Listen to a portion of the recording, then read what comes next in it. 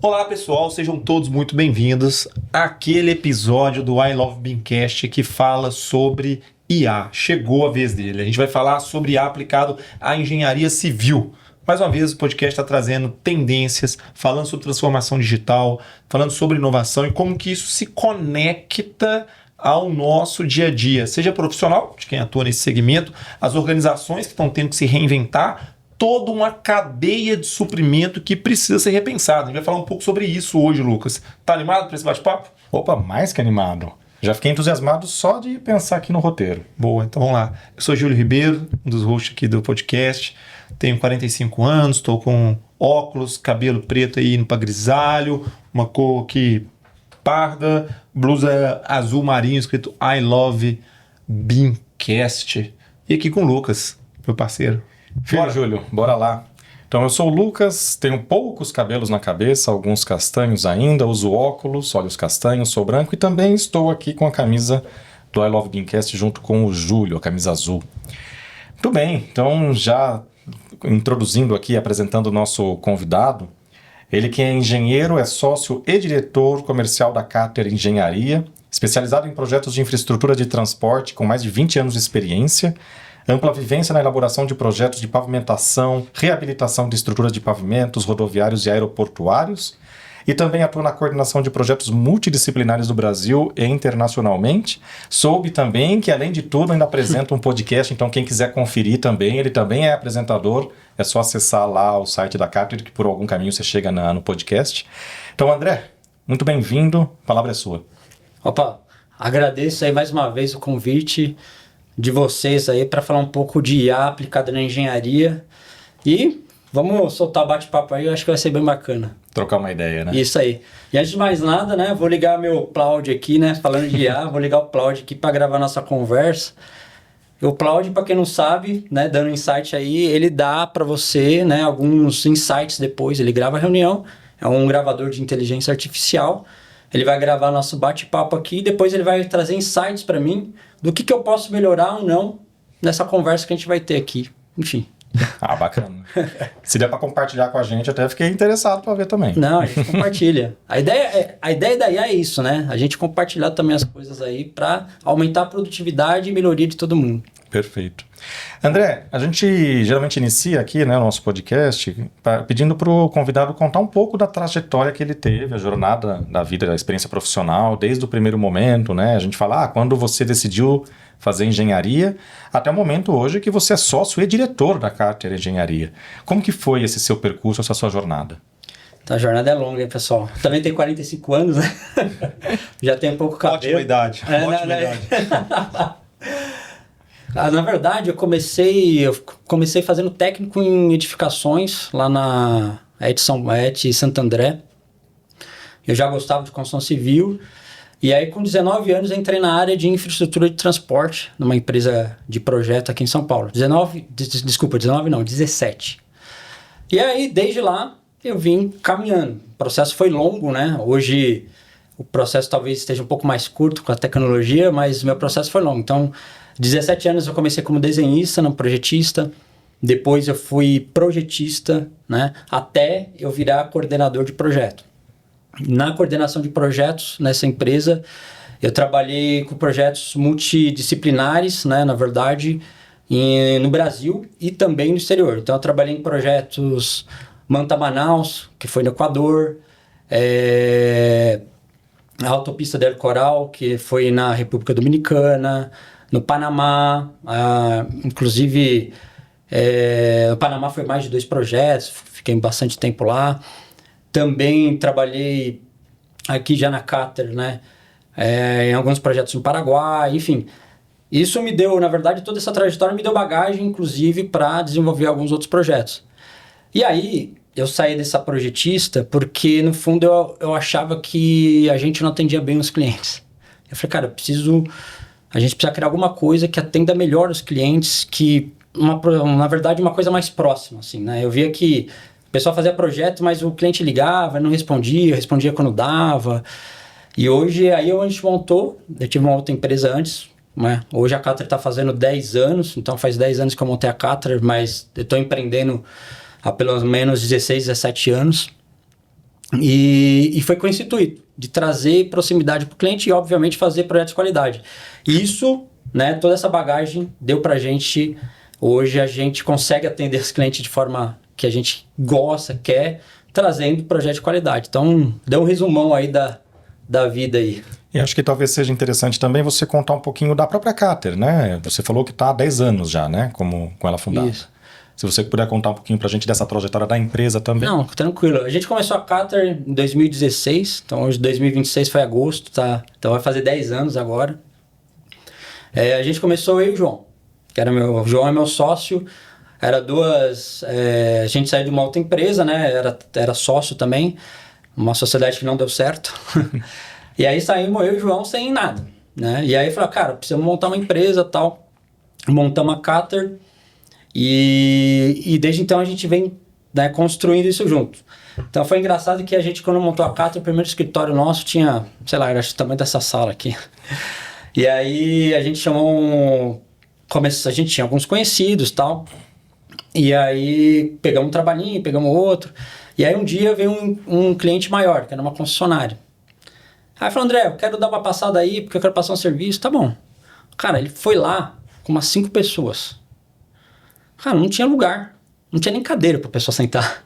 Levando quem tava trabalhando pro cliente sentar. Aí, enfim, é uma das histórias engraçadas, mas naquele momento o concessionário, ele entendeu como a gente estava, a época, né, os problemas que a gente tinha passado e a época da vida que a gente estava, e ele deu uma oportunidade pra gente fazer o projeto. E aí, a partir daquele momento, a gente começou a crescer. Então, fomos crescendo, assim, de forma, eu chamo de orgânica, né? Porque a gente nunca quis tirar o pé, na verdade, sair muito na frente, começar a fazer as coisas sem ter uma estrutura montada. E aí fomos crescendo, até chegar hoje no ponto que a gente está. Então, acho que 2024 a gente teve a pandemia, que foi outro marco também pra gente. Então, assim, a gente cresceu bem organicamente até a pandemia. Na pandemia, eu lembro até hoje que eu avisei o pessoal, falou, pessoal, quem tem dinheiro guardado, guarda o dinheiro e tal, porque, aqui todo mundo estava cancelando o trabalho. O pessoal ligava lá na Cater, André, trabalho paralisado. Então, chegou uma hora assim, chegou um dia e falou, galera, tem mais 15 dias de vocês, vamos tocar alguma coisinha ou outra que tem, e os trabalhos, o pessoal está cancelando os contratos, está paralisando os contratos, então não tem o que fazer. E nessa daí eu tinha mandado uma proposta, o cara aceitou a proposta. Aí eu tinha mandado o pessoal um dia embora, porque tinha dado os 15 dias. No outro eu chamei todo mundo. Falei, Volta. Entrou um projeto. Entrou um projeto. E aí a gente ficou nesse projeto. Passamos a pandemia nisso. E aí a grande virada foi na pandemia. Aí sim a gente começou... Assim, a gente até dobrou a questão de faturamento na pandemia. E aí a gente começou a escalar e teve um problema em 2024. E aí eu fui procurar ajuda para o negócio em si, né? Dados, essas coisas que a gente vai falar um pouco aqui. E aí a gente estava fazendo uma gestão muito pelo sentimento. E aí deu uns problemas de faturamento, tudo, e a gente corrigiu a rota. Então, nessa correção de rota, o ano ano de 23 para 24, a gente estava diminuiu 3%. E de 24 para 25 a gente cresceu 32%. Nossa. Então, uma correção de... E esse ano, a luta aí para crescer 50%, né? Não sei se vai dar, porque o mercado tá... Esse aquecimento que está o mercado, ele deixa algumas coisas meio nebulosas, né? Para a gente em questão de produtividade. Mas a ideia é crescer, se for igual ao ano passado ou mais. André, eu vou aproveitar esse gancho e fazer uma pergunta que, se você se sentir confortável, a pergunta vai nessa direção. Senão a gente pode tomar outro rumo, tá? Não, deixar fica bem tranquilo. à vontade. Que a gente tem uma abordagem sobre o uso de IA no mercado, e aí podemos falar sobre o mercado de engenharia, do ponto de vista talvez muito da visão técnica. Eu posso ir para uma visão do ponto de vista quase que gerencial, né? Enfim, eu queria talvez explorar contigo um pouco desse caminho do ponto de vista de empreender. Porque, imagina, eu tenho a adoção de um estágio tecnológico que me dá produtividade, autonomia, eu posso fazer processo do ponto de vista de alguém que está com essa sua experiência assim, skin the game, né, cara? Você tá no jogo. Como que para você muda o mercado de engenharia do ponto de vista de quem empreende nesse mercado? Com o estágio que a gente está lidando de tecnologia agêntica, vamos chamar assim. Você deve ter passado a mesma coisa que eu passei, talvez ele não, né? Mas a gente teve uma transição que a gente chama da prancheta pro AutoCAD. Ah, sim, passei você passou pela também? mesma transição. Sim. Você é mais novo. Eu tenho 43. Ah, não, então você passou também, né? E essa transição, eu lembro que eu era um bom desenhista. Você tinha que fazer no nanquim lá, 02, 04, 06, normógrafo, aranha. E aí quando eu cheguei para estagiar lá, tava o AutoCAD. Cara, não sei se é AutoCAD. Eu acho que talvez eu tenha pegado o 12, mas depois mudou para AutoCAD 13, né? Não, eu acho que era 12, depois foi. Não, era o 13. E aí tinha muito desenhista bom. Na época lá, quando eu entrei, tinha muito desenhista bom. Desenhista que o cara desenhava, pegava a planta lá, o cara era um artista, né? E aí nessa questão, aí passou um tempo, mudou para R14. Quando mudou para R14, teve uma revolução. O que quer dizer? Cara, abandonaram a questão de prancheta. Porque o R14 ele trazia muito mais recursos, pelo menos que eu lembro, aí vocês podem falar com mais propriedade que eu. Muito mais recurso na questão de desenhar do que tinha antes nas outras ferramentas. E essa transição, o que aconteceu? Muito cara que era bom desenhista, ele virou um cara normal. E se ele seguiu a ferramenta, né? Se ele foi atrás do negócio, senão ele ficou para trás.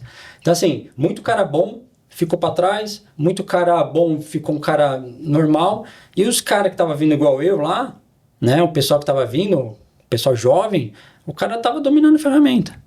Aprendia rápido? Aprendia rápido e assim, cor azul, 06, cor vermelhinha, 01. Cara, não precisava de talento. A tecnologia, ela deixou equiparado. E hoje a gente está, respondendo a sua pergunta, hoje a gente está nesse momento. Então assim, em questão de engenharia, de produtividade, o cara que está se formando hoje, ele vai poder projetar como um engenheiro pleno. Por quê? Porque as ferramentas que a gente depois vai falar, que estão aí hoje, elas vão ajudar o cara, ela vai dar um pulo do júnior para o pleno. Ele vai ajudar o cara, vai ajudar o jovem a projetar melhor com essa bagagem que tá trazendo a tecnologia. E esse é um dos pontos. Isso vai trazer ganho de produtividade. Quando você ganha produtividade, você ganha competitividade, né? Então, quem não tiver nisso, a empresa vai perder competitividade. O preço vai ficar maior, por quê? Porque vai ter outra pessoa, mesmo com alguns processos, mesmo que poucos, ele vai gastar mais tempo para fazer a mesma coisa que você faz. Eu vou sempre fazer pensar nisso aqui de novo, né? O volume de exemplos que está aí nas redes sociais, na internet, fala assim, o programador para a área da tecnologia da informação e a questão do que as linhas de vibe code pode fazer. Você não precisa dominar. Ou a parte de design, a parte de copywriter, né? O cara do tal. Isso também está acontecendo em outras áreas. Em outras áreas, quase que guardadas as devidas proporções, com o mesmo impacto. É isso aí. Eu estava no G4 lá, e aí tinha advogados, e esse cara estava desesperado. André, não contrato mais júnior, eu só contrato o cara pleno sênior, porque o trabalho do júnior, a IA já está fazendo. E o desespero deles era, se ele não entrar nisso, outros escritórios, assim, eles vão diminuir o quadro e vão aumentar a produtividade, assim, nesse nível muito mais forte do que talvez na engenharia, porque para algumas áreas está muito mais evoluído mesmo. Então, imagina um designer, o cara vai lá não na Banana, no Canvas AI, cara, o cara faz muito mais rápido, não precisa de uma expertise, de domínio de uma ferramenta, né? É isso aí. André, é engraçado, né? Você falando, me lembrei aqui acho que foi um dos episódios, não sei se foi nessa temporada, na passada, a gente estava conversando com alguém e a pessoa estava falando sobre IA e falando responsabilidade pelo uso, vamos dizer assim, ou melhor, não tanto pelo uso, mas pelo que sai do uso, pela consequência, pelo produto. Então falava-se que a IA ela não é responsabilizada por uma decisão, né? O ser humano você pode responsabilizar, dar uma punição eventual, né, se for um órgão regulador. Como fazer esse olhar, até quando a gente fala de projetos de engenharia, que há uma lógica de responsabilidade, até formal, em termos de CREA, e o uso da IA por detrás para subsidiar esse processo de decisão que até então, né, até nessa história que você estava falando, era exclusivamente humano, e como prevenir que isso se torne um problema, né? A gente pode ter um produto de engenharia que venha por uma decisão plenamente automatizada, né? Na verdade, assim, o engenheiro ele não vai perder responsabilidade, né? No fundo, ele vai continuar sendo responsável porque sai da AI. Então, eu costumo falar muito aqui, assim, no fundo, colocando o dado certo na ferramenta que for, ela vai te dar alguns resultados. Esse resultado o engenheiro tem que avaliar. Então, o engenheiro não vai perder responsabilidade nisso. O que ele vai ganhar é produtividade e, com certeza, mais tempo para olhar o projeto. Então, imagine o seguinte, o cara vai fazer um projeto e a IA, ou um relatório, que é mais fácil, né? O cara faz um relatório e a IA cospe um relatório pro cara lá. Pô, o engenheiro vai ter que olhar, porque ele que vai assinar isso. A IA não vai assinar para ele. Então, tem duas coisas de responsabilidade disso. Então, o engenheiro não acaba com a responsabilidade dele. E dois, você tem que usar IA, eu sempre falo, paga. Por quê? Você não pode colocar dados sensíveis na IA genérica. Tá? André, mas vai conseguir pegar algum dado seu, alguma coisa? Pode ser que o cara faça pergunta específica e isso esteja lá gravado e o cara... Eu já vi gente colocando faturamento, valor de proposta. Falei, cara, mas a IA... Super sensível, né? Falei, mas a IA, cara, mas a IA paga? Não é paga. Falei, não, cara, vocês estão doidos. Isso daí tá no ar. Então, assim, são duas responsabilidades. O engenheiro não vai perder a responsabilidade, ele que vai ter que assinar, ele que vai ter que responder. 2, dados sensíveis. Você tem que pagar a IA que tem alguma proteção, senão não tem sentido. Eu acho que a gente tá indo por um caminho, André, que concordo com o que você falou. Escritórios, empresas, organizações e aí profissionais que já tinham processos maduros, eles vão conseguir automatizar, porque os processos estão claros que você tem que ensinar a IA. Há uma curva de aprendizado, né? Do nível mais simples do usuário isolado, é a qualidade do prompt que você faz, né? A qualidade da pergunta, né, que você coloca. Então, existem algumas boas práticas. Eu posso explodir isso para qual acervo de documento interno meu que eu estou acessando, com que nível de proteção que eu mesmo já bloqueio. Eu posso colocar o que é síncrono, enfim, tem graus de maturidade que a gente tem. Mas olhando para o mercado de engenharia, o que você vê que ainda é ruído nesse mercado? As empresas de engenharia, na sua experiência, estão preparados para o que está acontecendo? Elas têm esse trabalho de casa prévio feito? Ou você acha que outros mercados estão muito mais à frente e a engenharia está alguns passos atrás? O pessoal vai me bater aqui, mas assim, a engenharia está engatinhando ainda, infelizmente. Porque... ou te bater ou ficar feliz de ser provocado.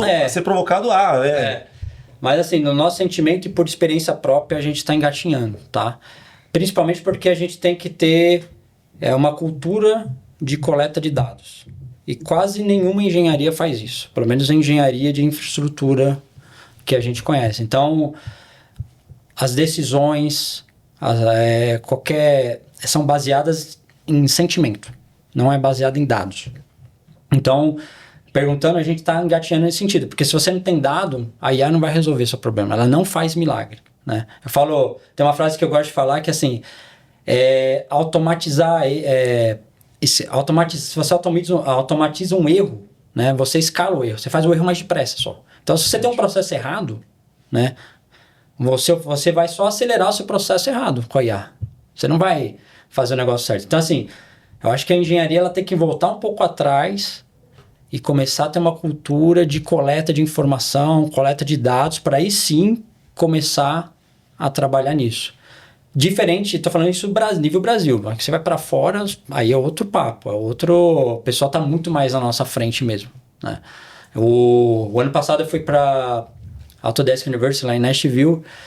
E aí eu falei, vou lá ver. Eu fui por causa da IA, mas no meu sentimento eu ia ver algumas coisas só de IA. Assim, não ia ter muita coisa e tal. Eu ia falar, beleza, vamos ver BIM e tal. Então eu lembro até hoje, tinha 509 palestras, né, sessions. E 2 de BIM. A maioria de IA, não sei o quê. Então, assim...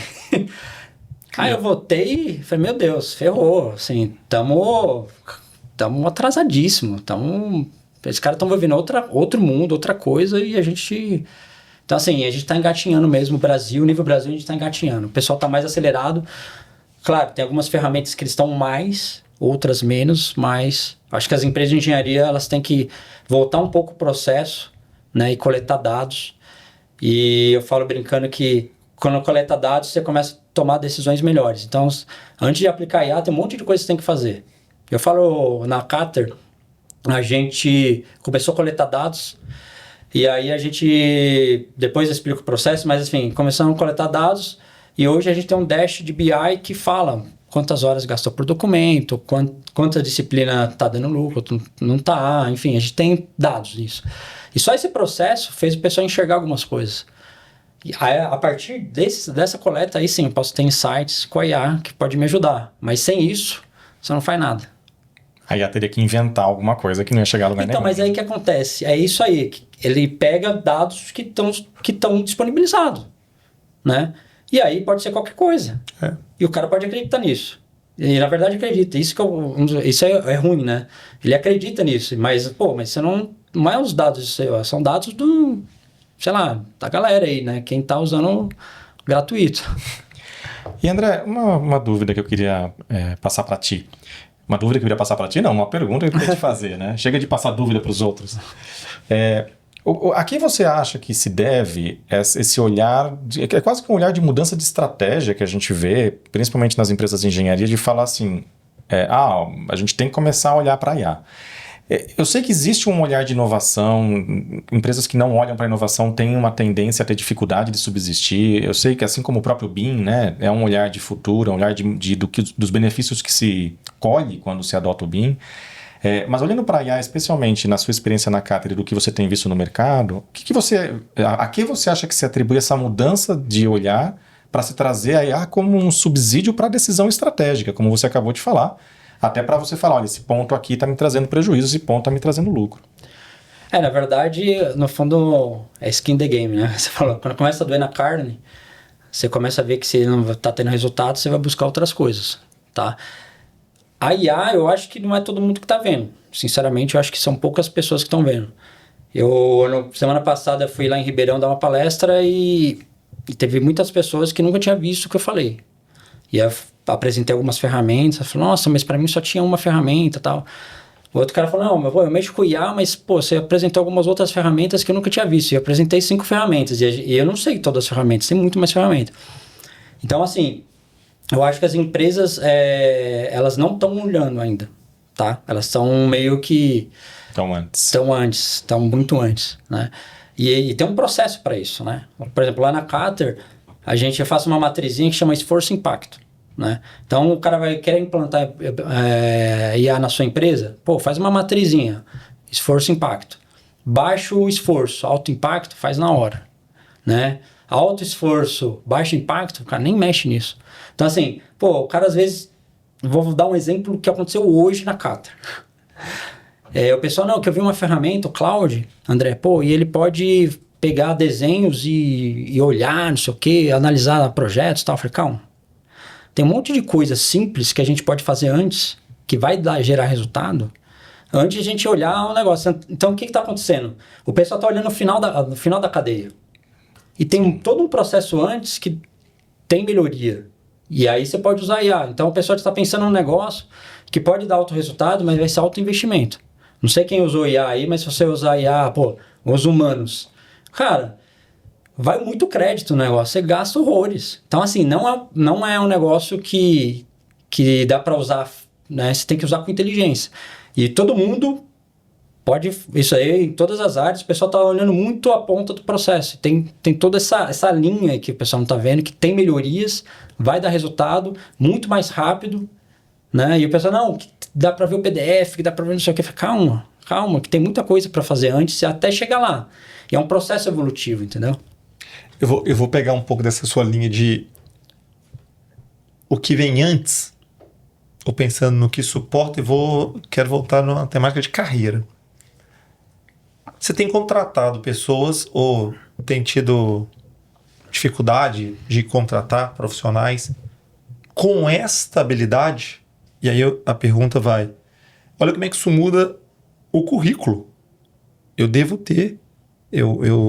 fiquei uns 10 anos da minha vida como gestor, coordenador e depois fui diretor de um grupo universitário do Instituto de Geociências. Tinha lá as engenharias todas, geografia, mineração e geologia, e ali umas 7, 8 engenharias, e arquitetura também. A gente discutia muito o currículo das competências que tem que estar na formação. Imagina hoje, Sim. quais competências, para esse mundo que está em mudança, que as instituições deveriam estar trabalhando. Como é que você vê isso?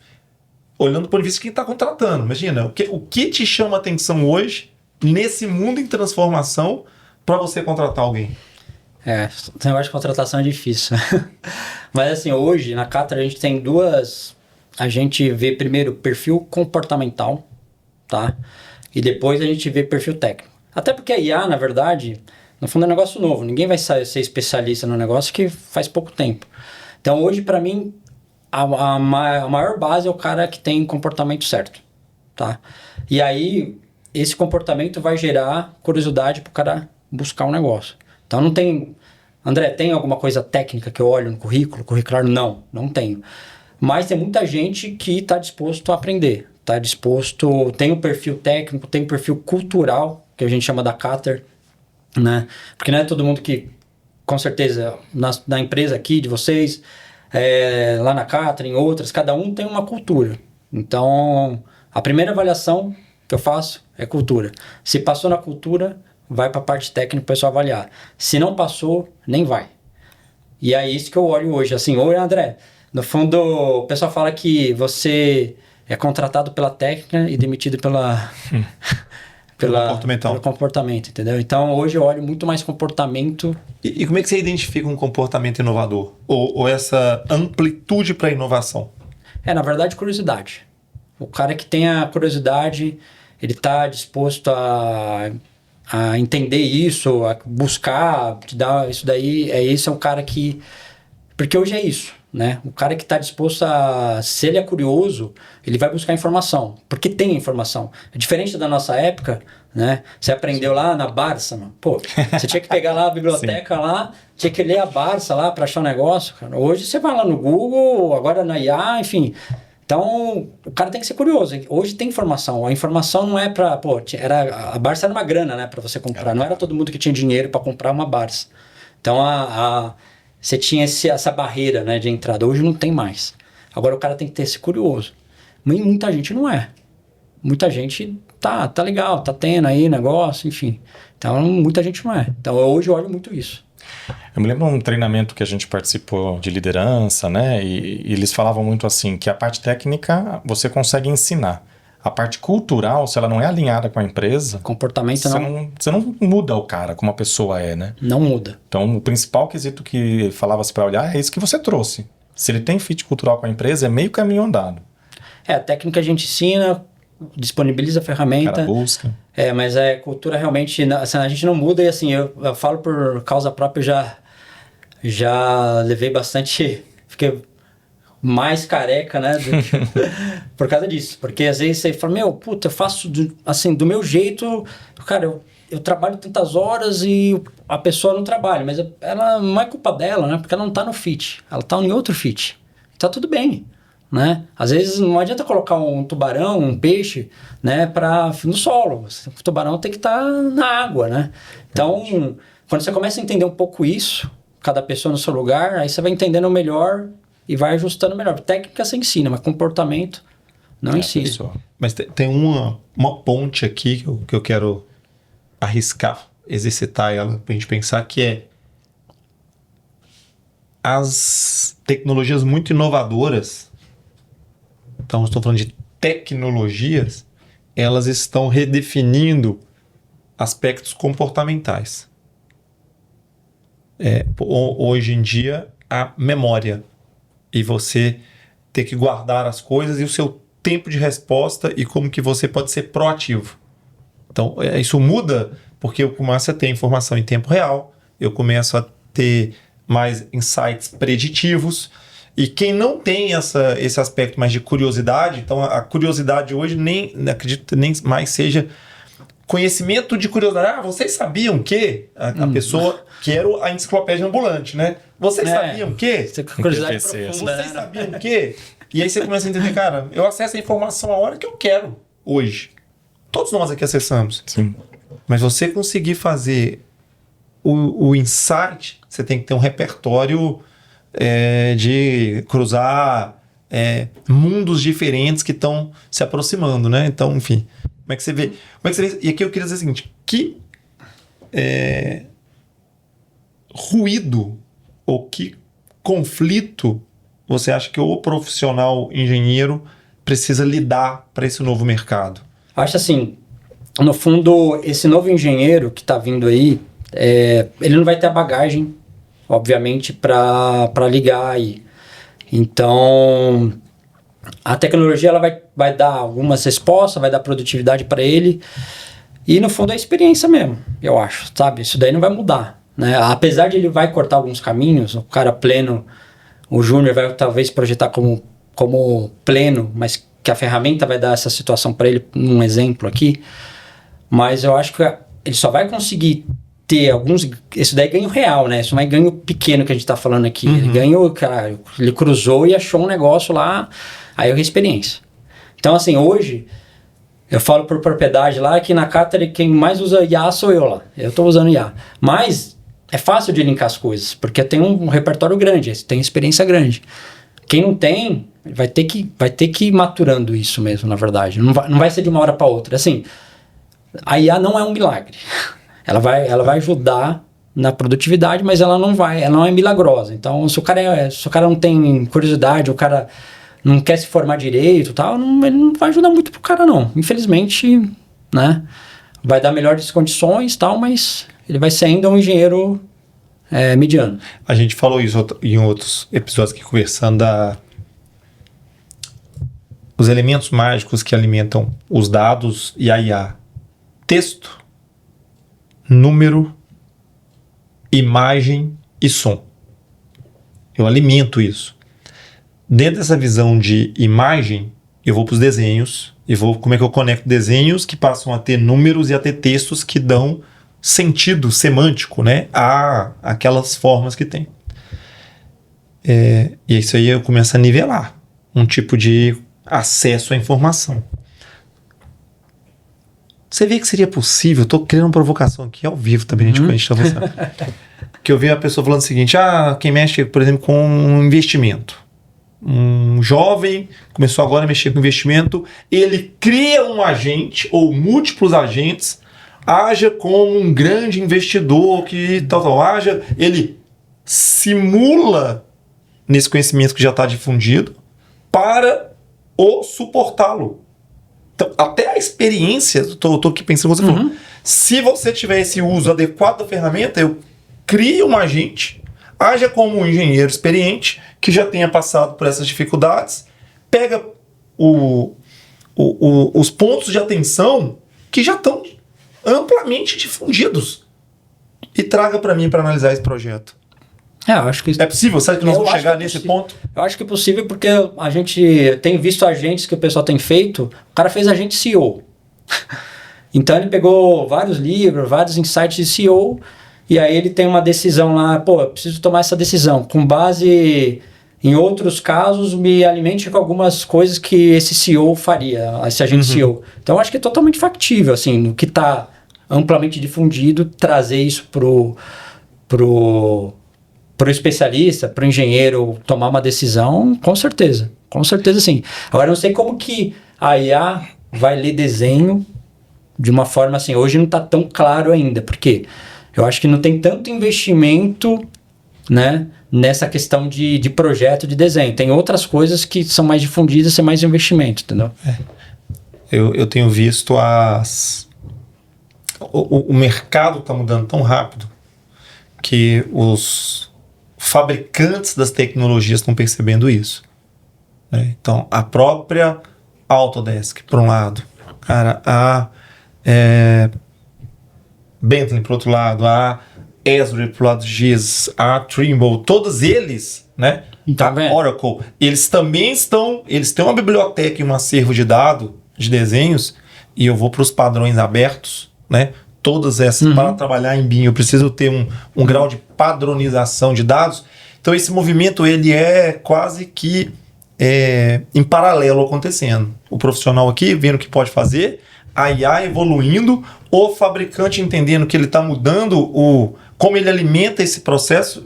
A gente terá, o que eu acompanho do movimento, a gente terá em pouco tempo um salto de biblioteca de informações do mundo da engenharia, da arquitetura e de outras áreas que ainda não entraram, como a medicina, né? A gente está vendo agora a onda, recentemente, o que eu estou falando aqui, no dia em que a gente grava, eu quase que diariamente recebo com um agente que eu gerei para mim o que teve de insights sendo feito pelos curadores que eu gosto. Então, essa semana saiu uma nova versão de uma IA de imagens que, assim, a OpenAI fez que, cara, assim, com um grau de precisões altíssimos.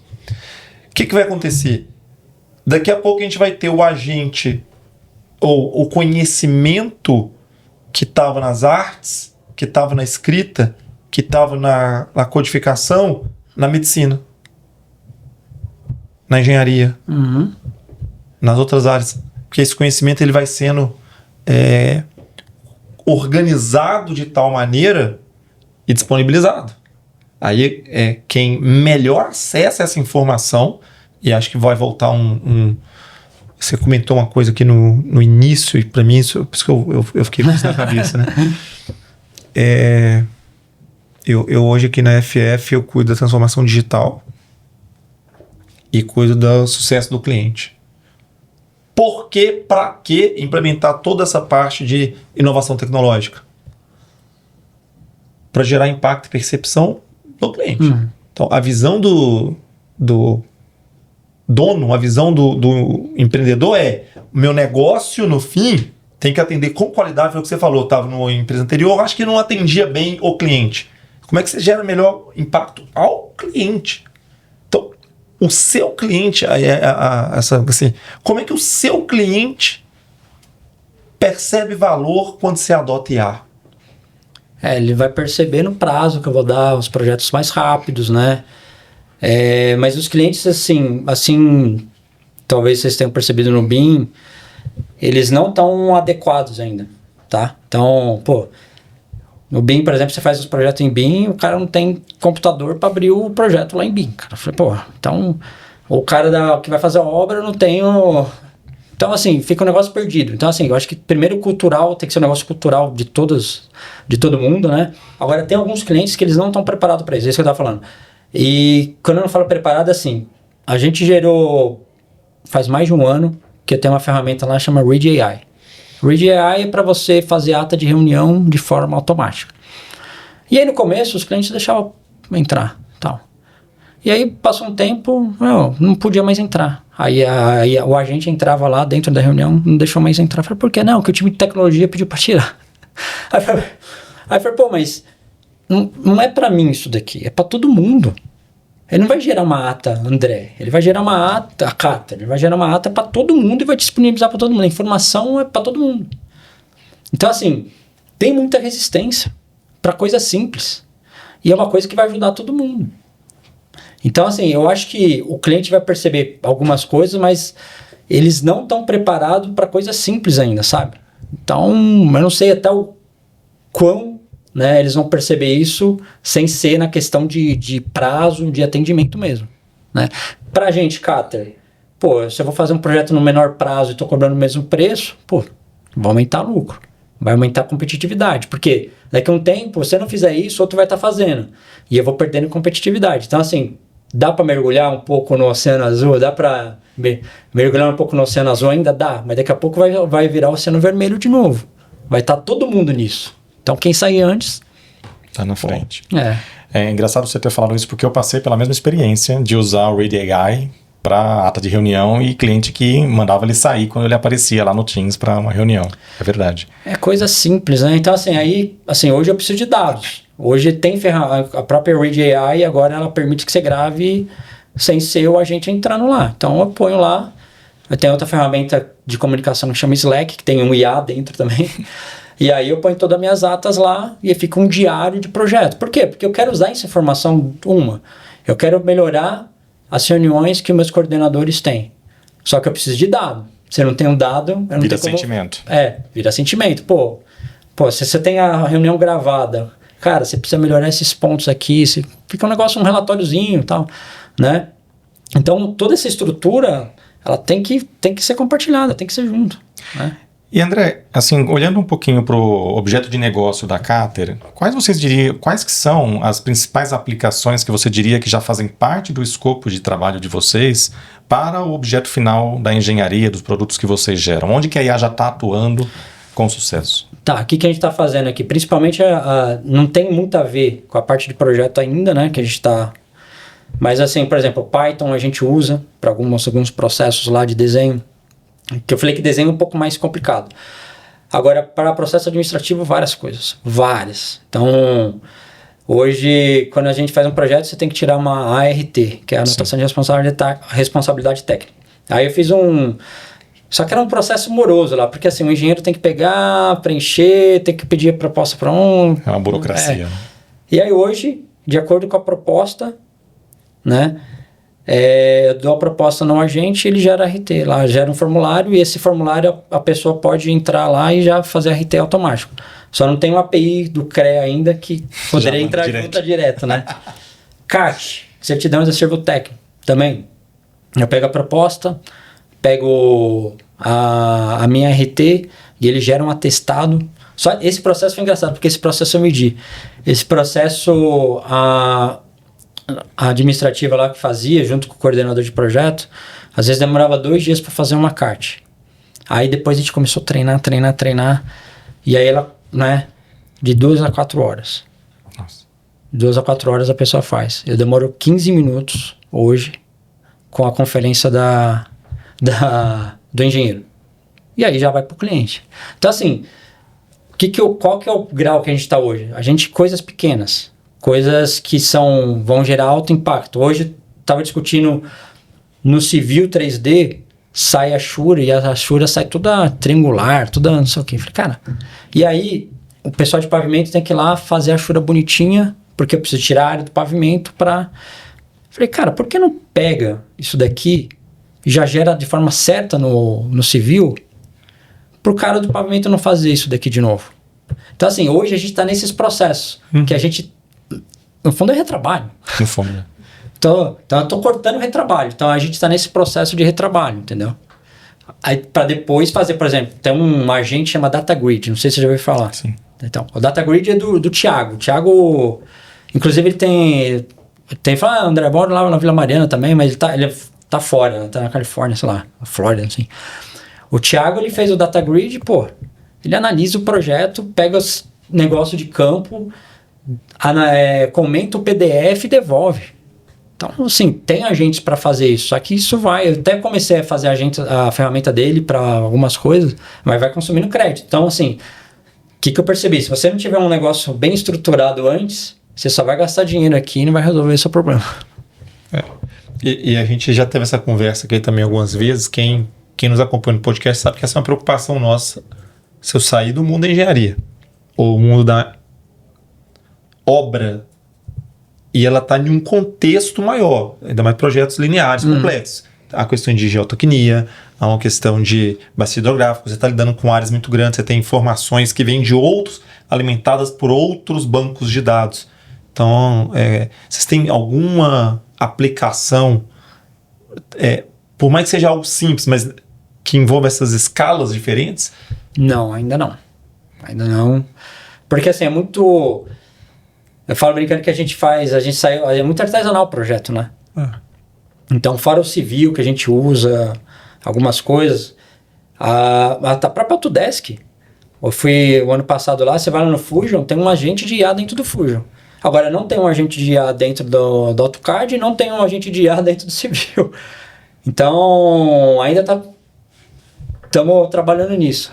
Né? Mas quando você fala ainda não tem... Ainda não tem, porque... É uma questão de a qualquer momento terá. Vai ter. Quando, né? Vai ter. Isso tem certeza, porque isso foi uma coisa que eles comentaram lá. Eu fui tinha uma doma lá do Autodesk Fusion lá, o Fusion. E aí o cara tinha um joystick 3D lá. E aí tava tudo projetado bonitinho. Só que aí um engenheiro júnior lá falou, não, preciso pegar esse projeto e transformar esse joystick que foi feito por uma pessoa mediana para um cara que, sei lá, tem 2 metros. Uma mão maior, não sei o quê. A IA foi perguntando para ele. Falou, preciso transformar esse projeto nisso aqui. Ah, mas como que é isso? Como que é aqui, não sei o quê? E depois ele pegou o projeto inteiro, que é um negócio complexo, porque tem... Falei, cara, o que é isso? Então imagina assim, tem um counter kit bonitinho. Eu falo, engenheiro, você fez essa curva aqui com esse raio, mas, se tá 60 por hora aqui, esse raio tem que ser outro. Se você não quer rever, se quiser eu revejo para você. Então, eu acho que vai chegar nisso. E rápido. Legal. André, se você já está, ainda que você tenha comentado que são ações mais iniciais e mais simples, mas já dando resultado e ganho, né, que vocês têm enfrentado, vocês já estão, eu acho, na minha visão, até mais maduros em relação à IA do que muitas empresas que a gente tem de engenharia, né? Agora, se você fosse falar assim, claro que não para os seus concorrentes, mas para empresas que começassem a trilhar esse caminho hoje... Conta só para nós. Pode só para só entre nós aqui. Aliás, eu quero fazer um parênteses. Outro dia eu estava fazendo uma brincadeira, né, de que a gente fala algumas coisas na gravação do podcast, aí depois eles põem aquele negócio branco e preto, né, que a gente ouve, né, para fingir que é uma conversa informal. Achei legal isso. E quando você falou, por exemplo, de uso de IA para a elaboração de atestado de capacidade técnica ou para a CAT, eu já falei, nossa, quero isso, porque isso aqui é muito importante. Já pensei na minha própria realidade. Então, não nessa linha de, claro, de trazer informações estratégicas da cátedra ou da sua experiência para a concorrência, mas assim, de compartilhar uma trilha, um norte que você acredita que possa ser possível compartilhar para uma empresa que fale assim, eu gostaria de começar. Por onde que eu começo? Cara, isso daí é uma pergunta mais fácil aqui, porque é coletar dados. O cara tem que começar a coletar dados. Quando você começa uma empresa pequena, você não coleta nada. Assim, no fundo... Mal e mal você faz um financeiro lá no Excel da vida, né? Você não tem informações de horas de projeto, quanto você gasta. Então, assim, se é empresa de engenharia, qualquer nível de engenharia, seja obra, tudo tem que coletar dados. Então, uma obra lá, quanto tempo uma retroescavadeira demora para fazer tal, escavar X metros cúbicos de solo nessa região? Aí ele vai lá, produção diária, faz uma anotação. Então, assim, pode ser no caderno, pode ser... Tem muita coisa que a gente começou na cátedra, na lousa lá, né? E era dado. E essa cultura de dado eu acho que é mais importante para todo mundo. Então, assim, para qualquer área da engenharia, se você coletar dado, você começa a ter insights. Essa retro aqui, escavadeira, ela tá perdendo produtividade. Só que só vai saber se você medir. Você não vai saber se... Ou pode ser a retro, aí pode ser ou o colaborador lá, né, o que está trabalhando na retro. Mas assim, o que está acontecendo? Mas você não sabe o que vai estar acontecendo. Então, acho que assim, o primeiro passo, quem quer começar a IA em qualquer escala, em qualquer lugar, é coletar dados. Antes de discutir um agente, por exemplo. Né? Não, sim. Então, é que eu falei, muita gente pensa, porque assim, hoje o que é internet? O que vende na internet? O cara mostrou, eu fiz um agente, não sei o que lá. Cara, mas o cara não conta o antes. Ele tem toda uma coleta de dados que o cara fez para ele chegar naquilo lá. Só que ele só vai mostrar um negócio bom. A parte ruim lá de coletar dados não vai, entendeu? Então tem toda essa parte que eu acho que é importante e ninguém faz, tá? Ninguém faz. Se eu perguntar quantas horas para um projetista, pode ser concorrente, você demora para fazer um documento X, ele não sabe. A gente sabe hoje, né? E isso vai ajudar a gente a tomar algumas atitudes futuras. Então, por exemplo, no ano passado estava começando com esse negócio de IA, mas assim, no dashboard lá deu um mês, em março, eu lembro até hoje. deu um baixa de produtividade de questão de documentação. Emitimos poucos documentos. E aí eu falei, puta, emitimos poucos documentos, beleza. Aí em abril, cara, foi o pior faturamento que a gente teve lá. Aí eu falei, putz, tava avisado, cara. Tem uma correlação. Tava avisado lá e eu que não vi. Só que a IA, nesse sentido, se você tem coleta de dados durante um tempo, ela começa a ser preditiva. Ela começa a te falar, ó, isso aqui, ó, pode dar problema, dá um aviso para você lá. Coisa simples, só que você tem que ter dados, né? Ó, aconteceu isso, e ela vai entendendo isso, entendeu? E você acha que hoje, eu concordo plenamente com o que você falou, mas você acha que dá para fazer algo que vai acontecendo em paralelo? Organize os dados que já tem, tenha ciência dos dados que você não tem e deveria ter, comece a coletar esses dados, mas já toma decisão com os dados que tem. Perfeito, dá. Com certeza dá. Todo mundo tem algum dado, né? Algum dado tem. Então começa com o que tem, né? E às vezes eu falo assim, você pode coletar dado uma semana. Faz semanal, né? Faz um caderno, sei lá, planilha, né? Excel, mas qualquer coisa já dá para ir fazendo paralelo. Aí ele vai entendendo o que é o processo, o que é o padrão, para algumas tarefas deixar de forma automática. Boa. Olhando um pouco para uma noção de futuro, André, eu vou... Normalmente, em vez de deixar uma pergunta aberta, eu vou te fazer uma pergunta com 3 janelas de tempo. E é seu insight, tá? Assim, essa primeiro raciocínio que vem. Até o final desse ano, eu não tô nem mais falando no futuro muito longo, nós estamos gravando esse episódio em abril, né? Até o final de 2026, até o final de 27 e depois jogar uma data para 30. Então 3 datas, até o final desse ano. O que você enxerga que está vindo como tendência, cheiro de coisas que vão ser irreversíveis? Vou dar um dado da Maxim, que ela falou que até 2030, 40% dos processos de engenharia eles serão feitos por IA. Então tudo que você faz hoje, pessoal, né? 40% do que você faz hoje vai ser feito por IA até 2030. No fundo, eu acho que vai ser antes, tá? Porque vai estar um exponencial. 26. Eu acho que a gente vai ter muito mais coisas, pelo menos na Catra, tenho certeza, mas muito mais coisas do que teve o ano passado. Ano passado a gente estava coletando muito dado, esse ano a gente vai tomar as atitudes em relação a esses dados aí. E agora, aqui que vai, no fundo, assim, insights para esses anos, né? No fundo, eu acho que, não sei se vai ser esse ano, em Las Vegas, lá, que eles vão soltar, mas vai ter um agente de IA, vai ter uma IA dentro do Autodesk, né? Você viu o AutoCAD. Então, se não tiver esse ano, vai ser ano que vem. Eu acho que está bem próximo aí. Isso vai ajudar muito os processos e vai mudar muito a dinâmica dos projetistas. Então, é uma coisa que a gente, no fundo, a gente vai ter que lidar com isso. Às vezes a gente nem sabe como que lidar, né? Mas, enfim. E, como eu posso falar, vai ter muito mais coisa automatizada. Tá? Então, na Europa, nos Estados Unidos, a gente vê muita... mais uma vez eu falo de dados, mas assim, tem IoT, o IoT é Internet of Things, Internet das Coisas, né? Enfim. E aí eles coletam muito dados de estruturas, de pavimento, e vão abastecendo a IA. E isso é preditivo, né? Teve uma ponte na Noruega lá que de 1942, que eu dou exemplo, né?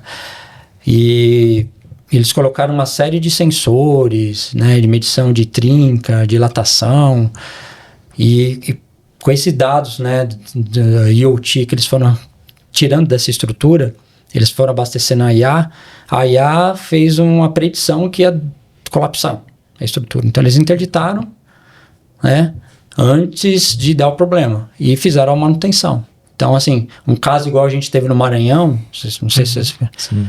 Que caiu a ponte lá, a gente, com a internet, com esse tipo de coisa, a internet não, com a IA, a gente não vai ter mais isso, se for levado a sério. Que caminha com gêmeos digitais, né? Começa a ter Digital Twin, exatamente. predição com dado em tempo real Dado, e modelos exatamente. preditivos. Exatamente. Então, assim, hoje, imagine, no Japão, teve um terremoto agora de 7,2, 7,5. Não aconteceu nada. Mas os caras já têm tudo isso mapeado, já tem... Então, assim, a inteligência trabalhando. Né? Então, assim, eu acho que cada vez mais vai ter mais coisas nesse sentido, né? De predição, principalmente. E aí você vai tomar atitude antes de acontecer. Tem muita questão de ensino que eu acho que vai mudar. E eu não sei como vai mudar, mas eu acho que tem muita coisa hoje que não faz mais sentido a gente tá trabalhando nisso. Tem muita coisa para ir trabalhando e assim, imagina a escola, né? O cara faz o currículo lá, antigamente ele fazia lá grade horária, currículo, matéria, sei lá, durava 10 anos. Hoje, cara, ele fez ano passado, esse ano ele tem que mudar, porque tem outras coisas. O cara nem presta atenção na aula dele, porque ele tem um gravador de voz que vai gravar tudo que o professor falou e depois vai dar um resumo para ele da matéria. Então, enfim, como que as instituições vão lidar para ensinar isso daí, né? Ou vai precisar de ensino mesmo? Né? Outro dia teve um PMO lá da Cata e falou assim, não, André, a gente tava procurando um pessoal de como chama? Power BI. E aí falou, o que você quer do cara? Eu falei, eu só quero que o cara tenha você quer que o cara sênior? Eu falei, não, se o cara tiver vontade, o resto a gente encara, entendeu? Porque às vezes não tem vontade. Por quê? Porque no fundo a informação tá aí, é fácil do cara fazer. Se o cara tiver vontade, ele vai pegar, ele vai descobrir como que faz. Né? Então, por isso que eu acho que essa questão do ensino vai mudar muito. E é uma coisa que eu jogo a bola para você, porque... Essa atualização do currículo antes já era um desafio, agora então, imagina, né? Há 3 anos atrás, talvez 2, 3 anos atrás, eu publiquei um artigo e eu falava sobre esses 2 grandes gaps que tem. Um gap é as empresas de tecnologias vanguardas aqui estão evoluindo numa velocidade tão grande e tem gerado tantas novidades que as empresas aqui no meio desse processo, as que contratam, pode ser a Catra, pode ser a FF, pode ser qualquer outra empresa, tem que se atualizar muito rápido do que está lançando aqui.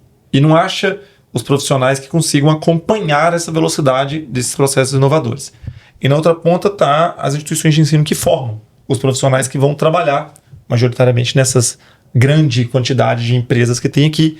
Só que elas estão formando para currículos ou para demandas de décadas atrás. Então, esses caras também não nascem preparados, ele não se formam preparados para trabalhar aqui. E no momento em que a empresa, que se torna empresas educadoras e querem desenvolver essas pessoas para que elas consigam atender, já fica obsoleto, porque a tecnologia já mudou. Então, é um problema a ser resolvido numa equação que não é simples. Né? Aqui tem que mudar, aqui está mudando o tempo todo. Eu discuto muito qual que é o Fórum Econômico Mundial tem um número lá que é sempre as grandes competências, quase que anualmente. Eu olho com calma a cada 5 anos para ter uma visão. Uma delas é o autoaprendizado. Porque não é a instituição mais que ensina, não é a empresa. Você falou, o cara curioso. É você ter um desejo interno seu de querer saber. Então, o autoaprendizado é uma das competências mais diferenciais para todas as carreiras. E aí depois é uma capacidade de resiliência e conseguir lidar com esse mundo. O Peter, você está comentando aqui, você disse isso algumas vezes. E eu vou te dizer, bem-vindo ao mundo de que a gente nem sabe tudo porque está saindo muita coisa. E não tem ninguém acompanhando, não tem como acompanhar. Não dá, né? Então a gente não pode nem sofrer por isso, no sentido de que eu tô atrasado, Dunning-Kruger, né? A curva de conhecimento. Sim. Quanto mais você sabe sobre um assunto, quanto mais você sabe sobre IA, mais você tem a sensação de que você não está conseguindo acompanhar tudo. Você não sabe nada. É que tem gente que nem sabe o que não sabe e acha que está brilhando porque fez uma coisinha lá trivial. Só não sabe o que ele não sabe. Então, por isso, enfim, bom Bom bate-papo, boa conversa. Bom bate-papo mesmo. Valeu. Espero ter Não, mandou super bem. ajudado aí. Quer fazer alguma última pergunta, Lucas? Não, e agradecer, André. A sua conversa de verdade, assim, ela foi para gerar insights. Eu acho que não só para quem está nos ouvindo, mas até para a gente mesmo aqui. Foi uma conversa muito bacana. Agradeço demais você ter tido o tempo de vir conversar com a gente.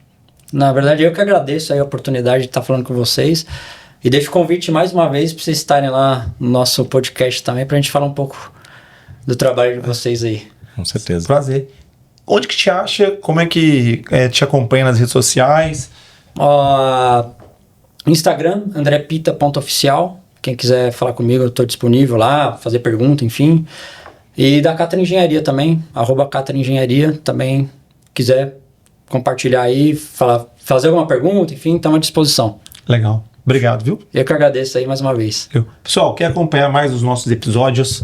Vocês viram que tem muito conteúdo legal. A gente está falando bastante sobre o tema de IA e que você viu para cada convidado, esse assunto vai ganhando um grau de profundidade e acho que isso vai dando insight para todo mundo. Seguir. Não há um ponto final, há um fluxo que está acontecendo agora. Acompanhe, né? Senão depois a distância vai ser muito grande. Então um abraço, nos siga aí nos nossos canais Instagram, YouTube, LinkedIn, que tem novidades aí. Abraço. Até.